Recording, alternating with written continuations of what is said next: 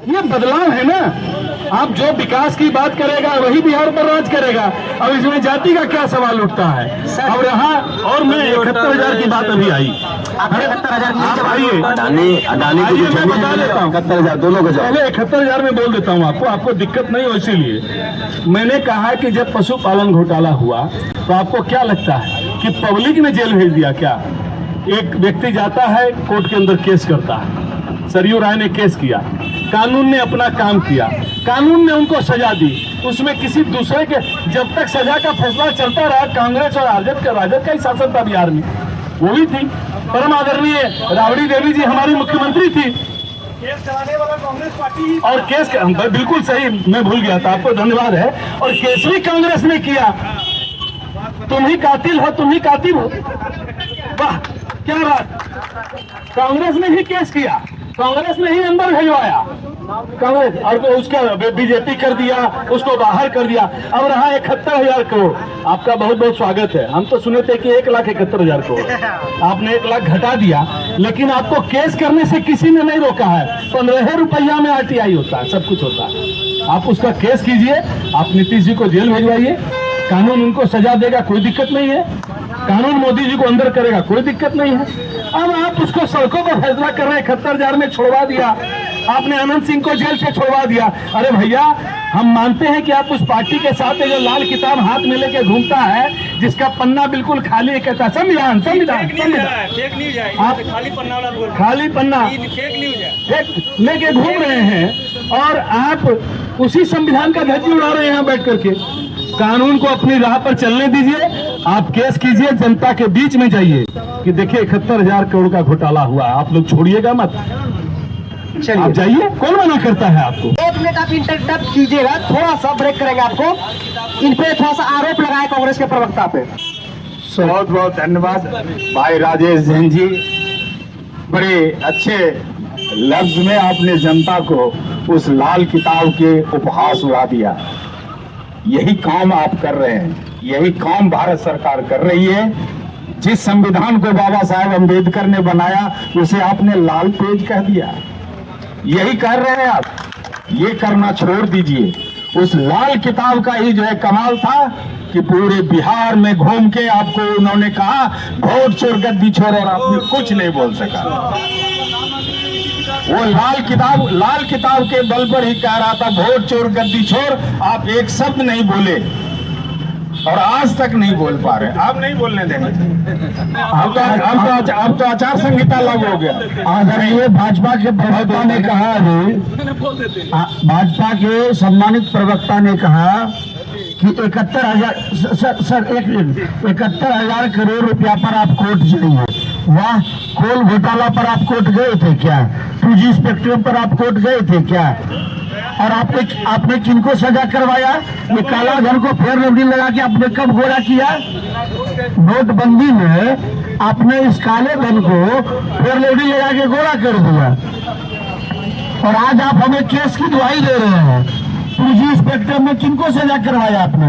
कोल घोटाला में किसको सजा करवाया? जीआरडी से लेकर के दवा घोटाला तक आपने बना दिया। दवाई चोरी पर बोलिएगा नहीं, मुरेठा चोरी पर बोलिएगा नहीं, आयु चोरी पर बोलिएगा नहीं, पेट्रोल चोरी पर बोलिएगा नहीं। ये नहीं चलेगा, ये डेरा मापदंड नहीं चलेगा। आप अभी केस का झुंझुना थमा करके बिहार की जनता को गुमराह नहीं कर सकते हैं। अगर 1,71,000 करोड़ का घोटाला हुआ है तो बिहार की जनता आगामी चुनाव में इसका जवाब और हिसाब भी नहीं। हेलो, देखिए, हमको तो मालूम है कि आप जो है राजद की ही बी टीम है, इसीलिए हम लोग दोनों को आप थोड़ा थोड़ा लपेट रहे हैं। आप एक राजद का बी टीम कहिए, एक भाजपा का बी टीम कहिए, और मैं आप दोनों को आप राजद ABCD सिखा दूंगा। लेकिन राजनीति का ABCD पहले भी सिखाया था, आज भी सिखा दूंगा। हम जनता की एक टीम है। देखिए, आप तो कॉर्पोरेट के आदमी हैं, आप तो पेमेंट लीजिएगा, काम कीजिएगा, मुझे आपसे कोई गिला शिकवा नहीं। आप अपना पैसा लीजिए, अपना काम कीजिए। बिजनेस मेरे खून में है जी, अधिकार बिजनेस मेरे खून में है जी। जी मैं आपसे, मेरा आपसे कोई गिला शिकवा नहीं है। आप मोदी जी बोलते थे, चाय बेचते थे तो वो बिजनेस करते थे कि देश का सेवा कर रहे थे? नहीं चाय बेच के वो घर परिवार चलाने के लिए बिजनेस करते थे कि स्वतंत्रता सेनानी बने हुए थे? देखिए, आपका मेरा उस पर कुछ नहीं है। आप कॉर्पोरेट आदमी हैं, आप बड़े लोग हैं, आप बहुत पढ़े लिखे लोग हैं, आपकी टीम बहुत बड़ी है, आपका बहुत हैवी चार्ज है। हमको नहीं लगता है कि यहाँ देवराज जी बैठे होंगे आपको पेमेंट कर पाएंगे, तो आप लोग का बड़े आदमी हैं। लेकिन मेरा इतना ही कहना है कि 2G घोटाला, स्पेक्ट्रम घोटाला, कोयला घोटाला, कानी मोंझी गई थी जेल, कालमाड़ी साहब जेल गए, उसके अंदर में 7 लोगों को सजा हुई भाई साहब। कांग्रेस के 7 लोग थे, नहीं उसके भी थे, तमिलनाडु वाले, क्या नाम उनका, वहाँ के भी थे, DMK भी, हाँ, द्रविड़ मुनेत्र कड़गम के भी लोग थे उसके अंदर में। तो उसके अंदर कानून ने सजा दी। देखिए, मैं बार बार आपसे कहता हूँ, आप राजनीतिक बहस कीजिए, लेकिन कानून की व्याख्या को आप अपने पास बतलाइए। जो कोर्ट सजा दे, कम से कम आप कोर्ट पर उंगली मत उठाइए, नहीं तो सीधे तौर पर उठाइए। राहुल गांधी जो है, आप बताइए, अंबेडकर, आप बताइए, अंबेडकर के मूर्ति को एक व्यक्ति घर में लात मार रहा, आप उस पर नहीं बोलेंगे। अब लगे आए हम बोले भैया लाल डायरी लेके घूम रहे हैं, तो आपने अपने से उसको बना दिया संविधान। संविधान का वही स्वरूप है जो आदरणीय राहुल जी के हाथ में है। आपने अंदाज लगाया, चूंकि आपके दाढ़ी में तिनका था। मैं तो कहता हूं कि वो मस्त राम दीवाना की किताब लेके घूमते हैं, वो मस्त राम दीवाना की किताब लेकर के घूमता है राहुल गांधी। अगर राहुल गांधी, तो आपने कैसे समझ लिया संविधान का किस तरह से मजाक भाजपा वाले उड़ा रहे हैं, ये सब देख ही रही है। संविधान का एक जब आप जो है ना, आप तो अंबेडकर को नहीं छोड़ रहे हैं। नहीं, जब आप अपनी बात को वापस लेते हैं, हम भी जो है बात को नहीं वापस लेते हैं। तो आपने कहा, आपने उस लाल कागज को संविधान का प्रतिरूप बना के कहा, और कहा कि लाल का आप कागज लेके चल रहे हैं, और उसको जो है ना आप न्यायपालिका के बाहर करते हैं। न्यायपालिका किस लाल कागज में है? सुन लीजिए, मैंने कहा कि संविधान के नाम पर जो आप एक लाल डायरी लेकर के चल रहे हैं, और उसके पन्ने भी सादे, उसके पन्ने भी सादे, तो लाल डायरी फेंक है। वो आप समझ लीजिए, कांग्रेस ने अपने पूरे शासनकाल में बाबा साहब भीमराव अंबेडकर की फोटो अशोक हॉल में, संसद भवन में नहीं लगने दी। आपने लगाया, आपने लगाया, ये कांग्रेस आपने लगाया वो काम। नहीं, आपने लगाया, अरे आपने लगाया, आपने तो तोड़वा दिया, आपने तो तोड़वा दिया साहब, बाबा साहब। राहुल गांधी जी जब बिहार आए तो अति पिछड़े की बात करते हैं, मगर अति पिछड़ा के लिए जो किया वो नीतीश कुमार जी ने किया। सारा लोग जान रहा है कि राहुल गांधी जी जब बिहार आए तो वह अति पिछड़ों की बात करने लगे, पर बिहार में अति पिछड़ों के लिए कोई काम किया तो उसका नाम है श्री नीतीश कुमार जी। अति पिछड़ों के लिए काम किया। आज बोल रहा है यहाँ, तो वह जो है ना के लालू यादव ने बोलने का अधिकार दिया।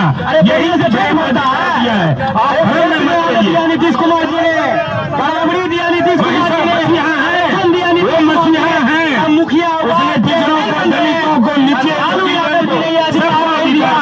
पिछड़ों को, और शोषण किया शोषण। अरे आज जो है एक ठाकुर का भी बच्चा जिला परिषद का चेयरमैन महानगर में हर नीतीश कुमार जी उस पोस्ट एरिया में लालू यादव ने पिछड़ा को और महादलित को देने का काम किया। और आवाज अगर किसी ने 1990 के बाद दिया गरीब गरीबों को, पिछड़ा दलित को नहीं दिया, लालू यादव बराबरी नहीं दिया, लालू यादव को जेल में बराबरी नहीं दिया। यह जो है न पौराणिक परंपराओं पर आधारित, कि जो जिस लायक होता है उस लायक जो है न वो करते हैं। अभी आप देख रहे हैं, यह देखना चाहिए। और ऐसे ये जो परंपराएं हैं इसको आत्मसात करनी चाहिए। ये चर्चाएं अभी यहाँ जो है ना, ये स्वस्थ चर्चा नहीं होगी। आप कितने लोगों को, मुझे लगता है कि जो है ना 243 में सैकड़ों ऐसे बच्चे जरूर हैं जो किसी के औलाद हैं और किसी का राजनीतिक सक्सेसर हो रहा है। इसलिए जो है ये समाज के सामने ये स्वस्थ चर्चा नहीं है कि कौन मुख्यमंत्री जी हैं, कौन बेटा को ला रहा है, कौन बेटी को ला रहा है, कौन किनको ला रहा है। मैंने कहा कि 243 में 100 ऐसे जरूर कैंडिडेट होंगे जो कि किसी न किसी के संतान होंगे और वह जो है अपने पिता, अपने परिवार के जो है ना उत्तरदायित्व को, राजनीतिक उत्तरदायित्व को निभाने के लिए आ रहे हैं। इसलिए ये स्वस्थ चर्चा नहीं है। चर्चा यहाँ पर है कि नीतीश जी का विकास कहां तक हुआ और नीतीश जी के शासनकाल में और आज के वर्तमान राजनीति में जाति का क्या प्रभाव है। चलिए मैं अंत में सारांश में मैं इसके बाद नहीं बोलूंगा। चलिए, क्रॉस सवाल है, क्या बिहार की राजनीति कभी जाति से ऊपर उठकर विकास पर टिकेगी या फिर जाति ही हमेशा सबसे बड़ा चुनावी हथियार रहेगी? एक बगल से सभी प्रवक्ता। देखिए, बिहार या किसी भी चुनाव में जब राजनीतिक दल के पास कहने और करने को कुछ होता नहीं है, जब वो अपने किए हुए कामों को जनता के बीच नहीं बता पाती है, तो उसके पास एक सबसे आसान कार्ड होता है जाति का नैरेटिव करना और धर्म का नैरेटिव करना। जब राजनीतिक दल के पास जनता के मुद्दों की समझ नहीं होती है तो वो जाति का नैरेटिव करती है और उस पर वोट सेंटिमेंट को टच करके लेना आसान भी होता है। लेकिन आज बिहार सिर्फ रोजी रोजगार और शिक्षा के सवाल पर, पलायन के सवाल पर इस चुनाव को लड़ने जा रही है और बिहार की जनता का एकमात्र सवाल है कि बिहार के बच्चे आखिर कब तक पलायन करते रहेंगे, बिहार के बच्चों को आखिर कब उच्च स्तरीय सही शिक्षा मिलेगी, बिहार के युवाओं को तब बिहार में ही 15 से 20 हजार का रोजी रोजगार उनके पंचायत, उनके नगरों, उनके शहरों, उनके जिले में मिलेगा ताकि उसको गुजरात और सूरत में जाकर के धक्का नहीं खाना पड़े। बिहार को सिर्फ ट्रेन और गुजरात को फैक्ट्रियों का अंबार, गुजरात से 25 सांसद, बिहार से 40 सांसद, ये बिहार इस बार पूछ रहा है। देखिए, यह बिहार है और इस बिहार में नीतीश कुमार जी ने जब उनको सत्ता मिला तो उन्होंने अंतिम पायदान पर बैठे हुए लोगों के लिए नीतियां बनाई। सबसे पहले उन्होंने अति पिछड़ा दलित समाज को, लोगों को मुख्य धारा में लाने के लिए, आवाज नहीं धारा में लाने के लिए उस कुर्सी पर बैठाया।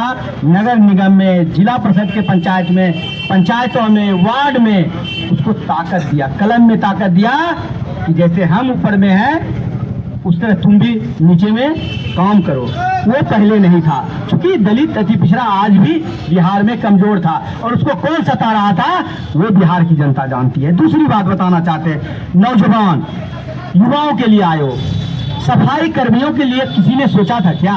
उसके लिए आयोग बनाया। महिला को सोचता था उसके बारे में क्या? इतना जो आजीविका दे दी है किसके रीजन में हुआ? ये नीतीश कुमार जी के रीजन में हुआ। पुरुष से कदम मिला के चला। महिलाओं में कोई जाति का डिवाइड क्या नीतीश कुमार क्या? तो ये नीतीश कुमार की देन है। अब सोचिए जरा सा कि मुसलमानों के लिए जितना काम किया, बीजेपी के साथ रहते हुए कभी कोई भेदभाव हुआ क्या बिहार में? कोई दंगा होने दिया क्या? लॉ एंड ऑर्डर से कोई समझौता हुआ क्या बिहार में? नीतीश कुमार वोट की चिंता नहीं करता है, जातिवाद के ऊपर काम करता है। वो विकास की बात है, मदरसा का काम हो, मंदिर का काम हो, मस्जिद का चारदीवारी का काम हो, या उसका जो कब्रगाह है उसका चारों बगल घेराबंदी का काम हो, ये नीतीश कुमार जी ने किया। इसलिए हम दावे के साथ कह सकते हैं कि नीतीश कुमार जी ने कभी जाति आधारित राजनीति नहीं किया, वह जाति आधारित भेदभाव नहीं किया। इसलिए हम कह सकते हैं पुनः बिहार में बहार है नीतीश कुमार। बिहार बहुत आगे बढ़ चुका है और जितने आज जो सूचना का और जो सोशल मीडिया इतना आगे बढ़ा है, हमारे जो विपक्षी दल हैं उनके अंदर में जिस वर्ग का महत्व था, लोग कहते थे कि तो फलाना जाति का पार्टी है, आज उसका भी भ्रम टूटा हुआ। उसी समाज के बहुत सारे युवा आज विकास के साथ हो गए। और सच बात तो ये है कि जिस दिन आदरणीय पप्पू यादव जी को तेजस्वी यादव जी के गाड़ी से धक्का मार के उतारा गया, उसी दिन से बिहार में जातिवाद का पतन हो गया। इसके जो है ना सोशल मीडिया के दलाल का जो वीडियो आया हुआ उनके पास, वही जो है ने इनको साक्ष्य दे रहा है कि पप्पू यादव को धक्का मार के उतार दिया। इनके पास आया था सोशल मीडिया से फोटो खींच के। माननीय राहुल गांधी जी, माननीय तेजस्वी जी, माननीय जो है दीपांकर जी, सब दिन से आज नहीं, कोई नई बात नहीं है। जाति राजनीति को प्रभावित करेगा, करता रहेगा। इससे जो है कोई भी दल, कोई राजनीतिक दल अछूता नहीं है। जय हिंद, जय भारत। स्पेशल इंडिया न्यूज का बहुत बहुत धन्यवाद देता हूँ। उन्होंने खुले मंच में सबके सामने निष्पक्ष किसी पक्ष को हित में रखते हुए न हित में रखते हुए इस कार्यक्रम को रखा, और निश्चित रूप से जाति थी, है और रहेगी। क्योंकि जाति के हित तुलना में हमारे संविधान निर्माता डॉक्टर भीमराव अंबेडकर साहब ने आरक्षण निर्धारित किया है, और जाति के तुलना में लोग पिछड़े हुए हैं, और उस पिछड़े हुए लोगों को आगे बढ़ाने के लिए जाति के आधार पर जो आरक्षण है वो निम्न प्रकार के जैसे जैसे लोग आए जो हित में पिछड़े लोगों, जाति के लोगों को उठाने का काम किए, जैसे लालू जी और नीतीश जी भी किए।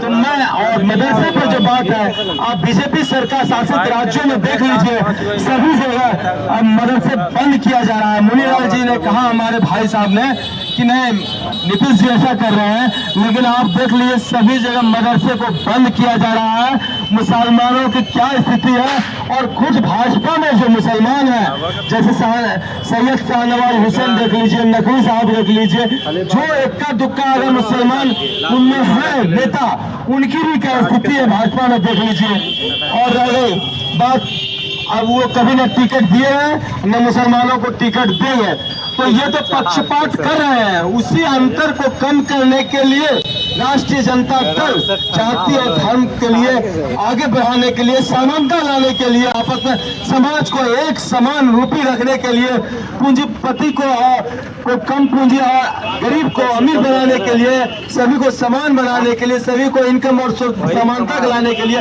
काम कर रही है। उसके लिए हम लोग उनका साथ देंगे। बहुत बहुत धन्यवाद।